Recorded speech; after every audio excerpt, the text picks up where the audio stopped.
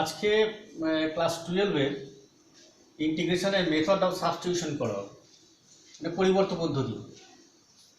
আগের দিন আমরা ক্লাস 12-এর ইন্টিগ্রেশনের একটা ইন্ট্রোডাকশন দিয়েছিলাম। সেখানে আমরা বলেছিলাম যে ডিফারেন্সিয়েশনের ঠিক উল্টো প্রসেসটাই হচ্ছে ইন্টিগ্রেশন। অর্থাৎ ডিফারেন্সিয়েট হলো টুকরো টুকরো করা, আর ইন্টিগ্রেশন হলো সেগুলোকে অ্যাকুমুলেট করে ইন্টিগ্রেট অর্থাৎ যোগ করে একটা জায়গায় আনা, সেটাই হলো ইন্টিগ্রেশন। সেটা মূল কথাটা। তো সেখানে আমরা ডিফারেন্সিয়েশনের উল্টো প্রসেস হিসেবে ইন্টিগ্রেশনকে আমরা ইন্ট্রোডাকশন দিয়েছিলাম। তাহলে আজকে আবার মেথড অফ সাবস্টিটিউশন আবার একটা ইন্টিগ্রেশন কেন শিখতে যাব? কারণ আছে। তার কারণ হচ্ছে যে আগের দিন যেগুলো আমরা শিখেছি সেখানে আমাদের স্ট্যান্ডার্ড ফর্মগুলো দেখেছি। সেগুলো কী কী ছিল? x to the power n dx, e to the power mx dx, a to the power mx dx, dx by x, sin mx dx, cos mx dx, sec mx tan x dx, cosec mx cot x dx, এইগুলো আমরা শিখেছি। কিন্তু এইগুলো ছাড়া তো আরও অনেক আছে, যেমন tan mx আছে। tan এর কী হবে? এর ইন্টিগ্রেশন কি হবে না? তাহলে এই স্ট্যান্ডার্ড ফর্মের মধ্যে আর বাকি যেগুলো করতে যাচ্ছি, অর্থাৎ এখানেও আমরা এই এফএক্স ডিএক্সই বের করব। তাহলে পার্থক্যটা কি? এখানে এই এফএক্সটা যেগুলো আসবে সেগুলো আর এই প্রিভিয়াসলি যেগুলো আমরা করেছি এই পরিচিতর মধ্যে নয়। সেই কারণে অ্যাকচুয়ালি সোজা আঙুলে ঘি না উঠলে যা করতে হয় দেখাতে হয়। সেই জন্য আমাদের এই মেথড অফ সাবস্টিটিউশন প্রসেসটা আমাদের আবার শিখতে হচ্ছে, যেহেতু ওগুলো আমার কিছু কিছু ফাংশন আছে যাদের আমরা ইন্টিগ্রেশন করতে পারছি না।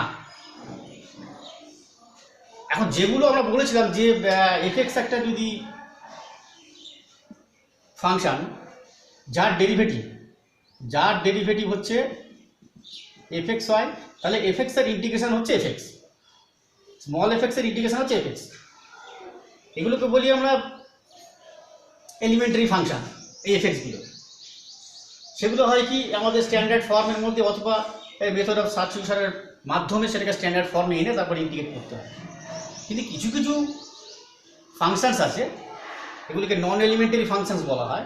যেমন ধরো দেখতে খুব নিরীহ সাইন এক্স স্কোয়ার ডিএক্স, দেখতে খুব নিরীহ, এটা ইন্টিগ্রেট করা মুশকিল। এখানে আমাদের এরকম আমি এমন একটা কোনো এই স্মল এফেক্টস পাবো না যে নাকি ক্যাপিটাল এফেক্টসের ডেরিভেটিভ, অর্থাৎ এখানে অ্যান্টি ডেরিভেটিভ পাওয়া মুশকিল, প্রিমিটিভ পাওয়া মুশকিল। এগুলিকে নন এলিমেন্টারি ফাংশন বলবো। আরও আছে sine x by x dx, এই নন এলিমেন্টারি ফাংশনগুলো আর আমাদের এই সমস্ত দিয়ে আর হবে না। ওগুলো আমাদের যদি ইন্টিগ্রেট করতে হয় তখন আমাদের ইনফাইনাইট সিরিজ আছে অথবা বিভিন্ন নিউমারিক্যাল মেথডস আছে যেগুলোর মাধ্যমে আমরা করি। সেগুলো আমাদের এখনকার বিষয় না, এগুলো হায়ার লেভেলে। এখন আমরা দেখব যে তাহলে মেথড অফ সাবস্টিটিউশনে কী করে এই আঙুলটাকে বেঁকিয়ে ঘিটাকে তোলা যায়, অর্থাৎ এই স্ট্যান্ডার্ড ফর্মে আসা যায়। কিছুই না, আমরা এই ভেরিয়েবলটাকে চেঞ্জ করব।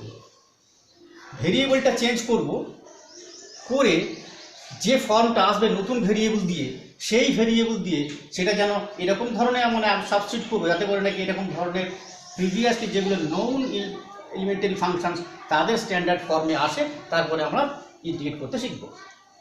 তো এখানে ধরে নাও এটা ইকুয়ালস টু মনে করো আই। তাহলে according to definition d I by d x আগের দিন আমরা শিখেছি d I by d x equals to কত হবে? D I by d x equals to হবে এফএক্স ইন্টিগ্রেশন করলে। এবার তুমি ধরে নিচ্ছ যে x is equal to something phi z, তাহলে d x by d z this is equals to হবে ফাই ড্যাশ জেড। এবার আমার আইকে জেডের ট্রান্সফারে নিয়ে যাচ্ছি, তাহলে d I by d z this is equals to হবে d I by d x into d x by d z. D I by d x মানে হচ্ছে যে f x, d x by d z is equals to হচ্ছে phi dash z, and this is equals to f of x মানে হচ্ছে phi z into phi dash z. di by dz is equals to this, এসব z function. তাহলে আবার according to definition I is equals to কি পাবো, উল্টোটা f of phi dash z d z. তার মানে আই ইজ ইকুয়াল ধরেছিলাম f x d x is equals to হচ্ছে f of phi z into phi dash z. অর্থাৎ হলো কি টোটাল এক্স ভেরিয়েবলটা change to a new variable z. এখন এটা তো আসলো, খুব ভালো কথা, কিন্তু এটা কি আমার আগের স্ট্যান্ডার্ড ফর্মে পড়লো? যদি পড়ে তাহলে বুঝতে হবে যে আমাদের সাবস্টিটিউশনটা x is equals to phi z এটা সাকসেস হয়েছে, নতুবা একটা উল্টো পাল্টা ধরা হয়ে গেছে। যে কোনো কিছু ধরতে পারি না, আমাদের আগের থেকেই বুঝে নিতে হবে যে এরকম অবস্থায় গেলে পরে স্ট্যান্ডার্ড ফর্মে আসবে, তবেই আমরা সেটাকে সাবস্টিটিউট করতে পারব। এখন একটু আগে যে বলছিলাম যে ফর্মগুলো আমরা করিনি, ট্যান এ ট্যান কট এই সবগুলো, সেগুলো যদি আমরা ইন্টিগ্রেট করতে যাই তাহলে আমরা কি কি করতে হবে। প্রথমেই আমরা দেখি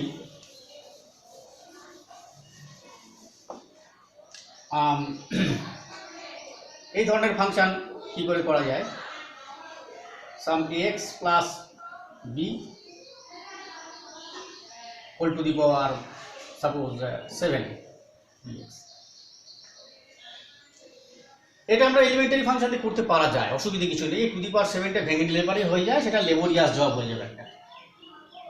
তারপর তাকে আমাদের যে অ্যালজেব্রা অফ ইন্টিগ্রেশন যেটা শিখেছি সেগুলো দিয়ে আমরা পর যেগুলো অ্যাডিশন আছে যোগ করে লিখবো, যেখানে বিয়োগ আছে বিয়োগ লিখবো, এখানে বিয়োগের কিছু নেই, সবই যোগ হবে, আর যেখানে কনস্ট্যান্ট আছে সেটা বাইরে চলে আসবে, যেভাবে ইন্টিগ্রেট করে নেব।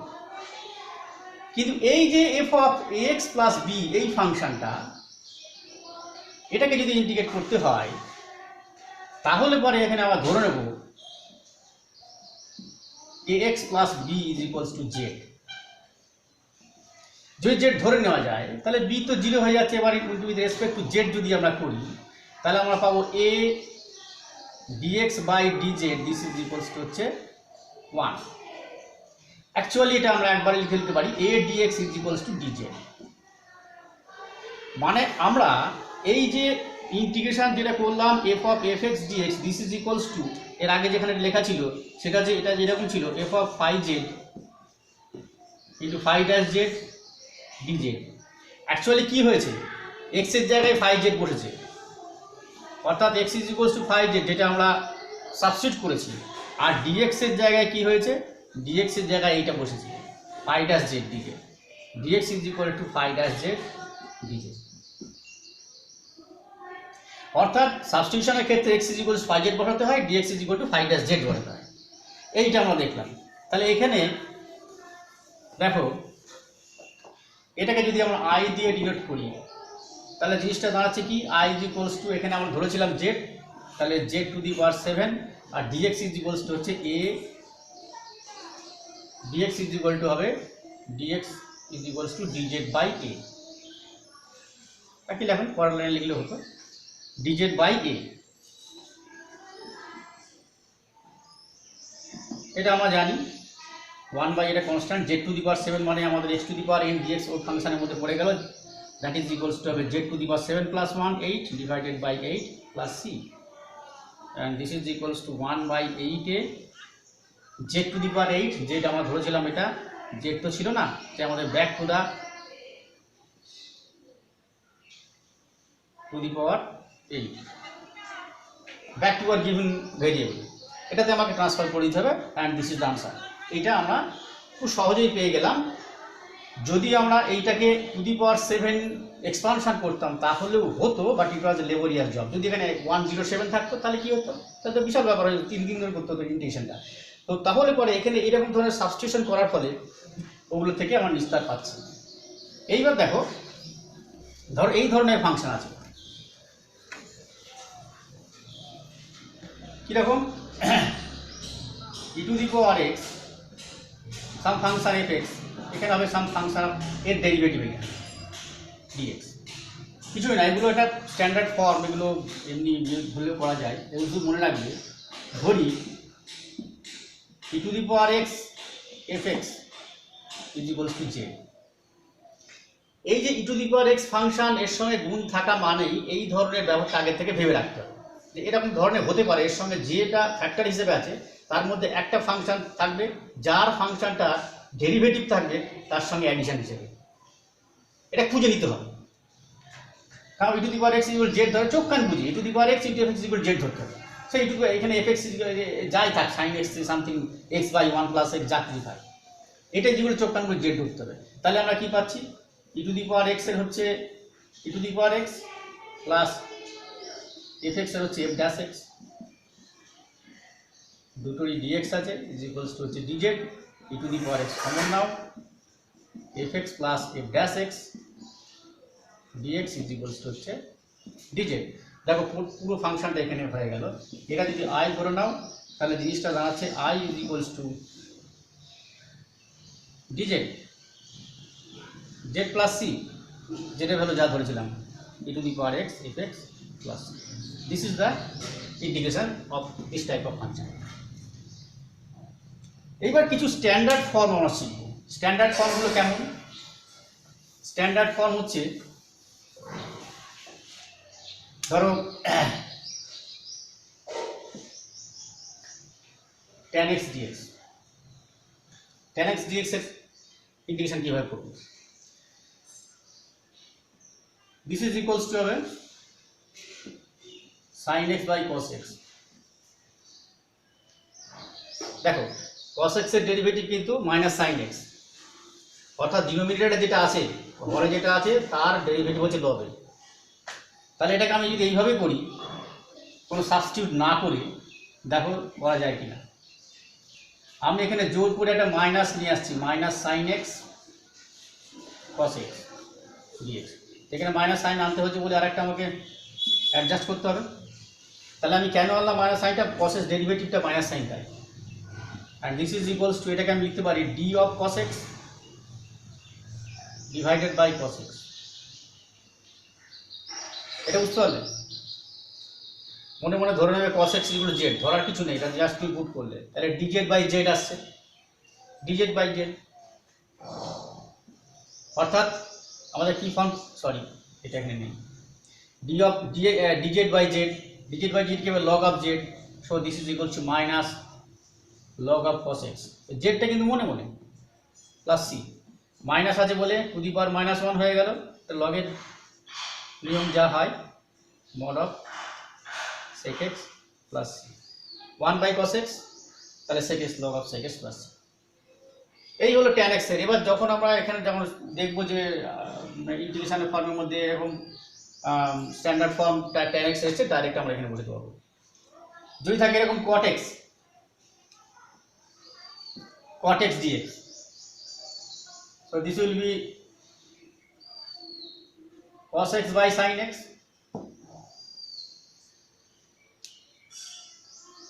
এটা হয়ে যাবে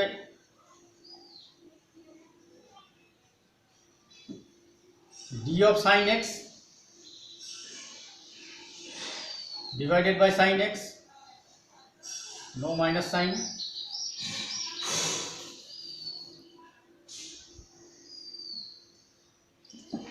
this is equals to হয়ে যাবে log of sin x plus cot x এর ইন্টিগ্রেশন পেলাম log of mod sin x plus sec x এর আমরা শিখিনি, sec x dx এটা কি হবে? দেখো sec x, এটাকে sec x plus tan x দিয়ে উপর নিচে গুণ করো,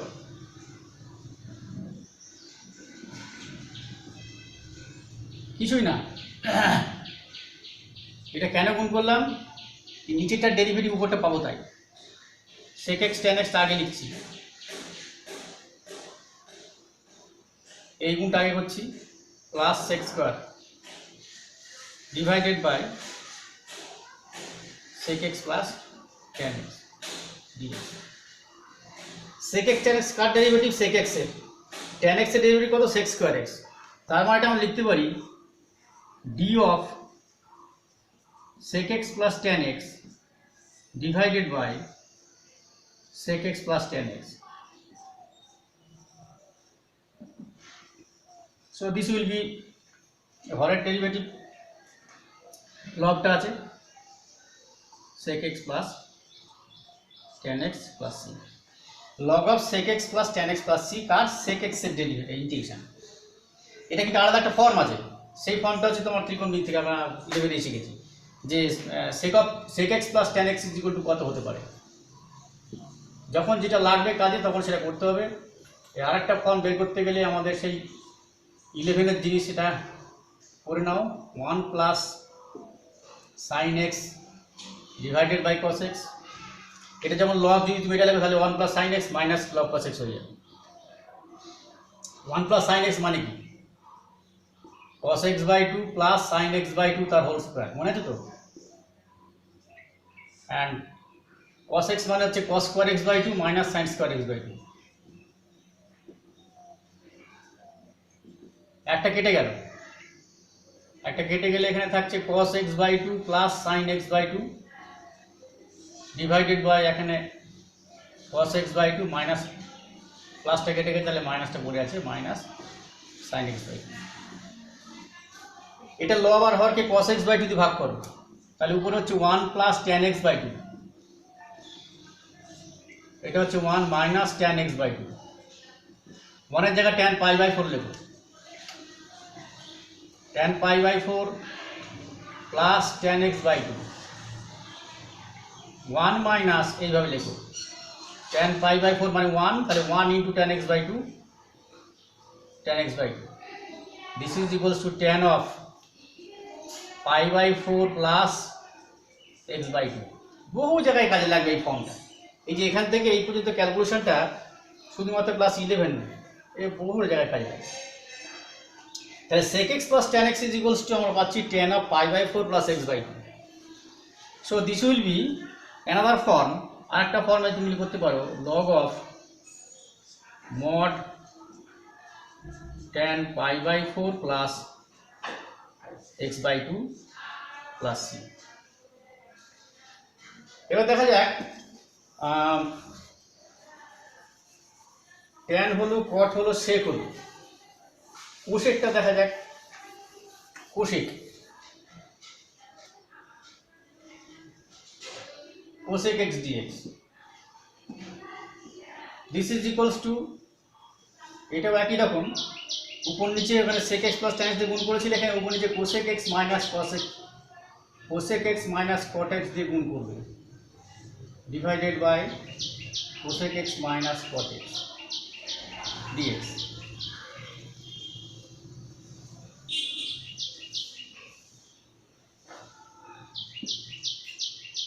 কোসেকের হলো কোসেক কট, তাই এই গুণটা আগে লিখছি মাইনাস কোসেক কট, আগে লেখাটা পরে লেখাটা ব্যাপার না, থাকলেই হলো plus cosec square x divided by এখানে cosec x minus cot x dx.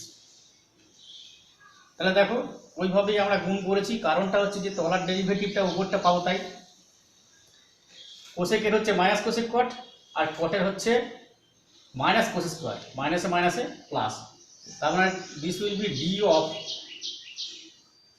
Cosec x minus cot x, তলায় হচ্ছে cosec x minus cot x.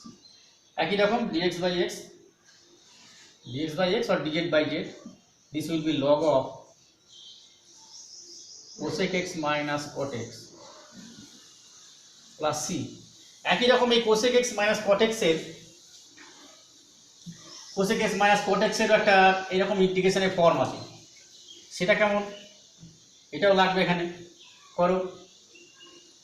cosec x minus cot x, this is equals to 1 by sin x minus cos by sin x, 1 minus cos x by sin x, 1 minus cos x মানে 2 sin square x by 2, আর এটা হচ্ছে 2 sin x by 2 cos x by 2। একটা sign কেটে গেল, 2 কেটে গেল, তাহলে this is equals হচ্ছে tan x by 2। cosec x minus cot x equal 10x by 2, এটা বহু জায়গায় কাজে লাগবে, not only in class 11, 12 and for higher level.